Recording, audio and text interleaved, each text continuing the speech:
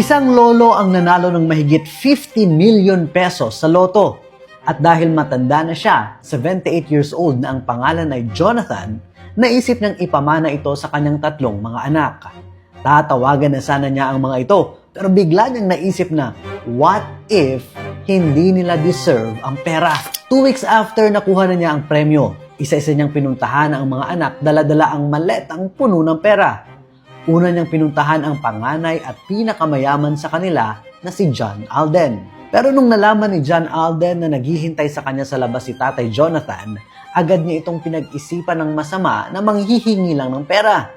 Kaya pinasabi niya sa maid na umalis na ito dahil nasa business trip daw siya at next year pa uuwi. Malungkot na umalis si Tatay Jonathan dahil alam niyang nasa loob lang din ng bahay si John Alden. Sunod niyang pinuntahan ang pangalawang anak na si Bernadette Rose.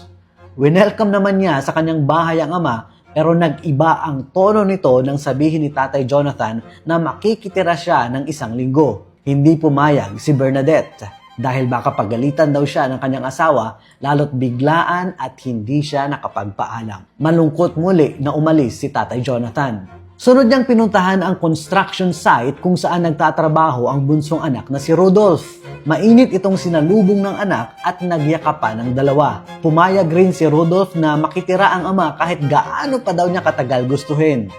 Laking tuwa ni Tatay Jonathan. Sabay silang naghapunan, pero maagang nakatulog si Rodolph dahil sa pagod.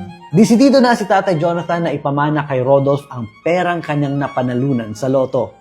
Kinaumagahan bago umalis, gumawa siya ng sulat at iniwan ito sa kama ni Rodolph kasama ang maletang naglalaman ng pera. Pagkagising ni Rodolph, nakaalis na ang ama at agad niyang binasa ang sulat na iniwan nito. Anak, maraming salamat sa iyong pagmamahal sa akin. Deserve mo ito. Mahal kita. Sinabi rin nito na kay John Alden na lang muna siya makikitira para hindi na mag-alala ang anak. Pero ang totoo, hahanapin pala niya ang ex niya na si Jennifer. Eto namang si Rodolph, hindi na-gets yung sinabi sa sulat na deserve mo to at inakalang naiwan lang ng ama ang maleta dahil sa katandaan nito.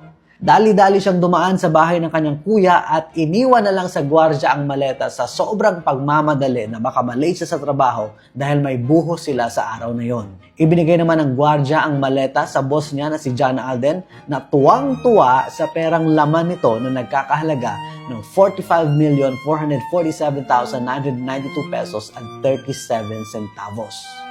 Samantala, pinagalitan ng foreman at natanggal pa sa trabaho si Rodolph dahil na-late siya sa kanyang trabaho. Umuwi siyang luhaan. Buti na lang at ninong pala ni Rodolph ang barangay captain sa kanilang lugar at nagawan ng paraan na makapasok siya sa tupad. At least, meron pa rin siyang source of income. Congratulations pa rin, Rodolph!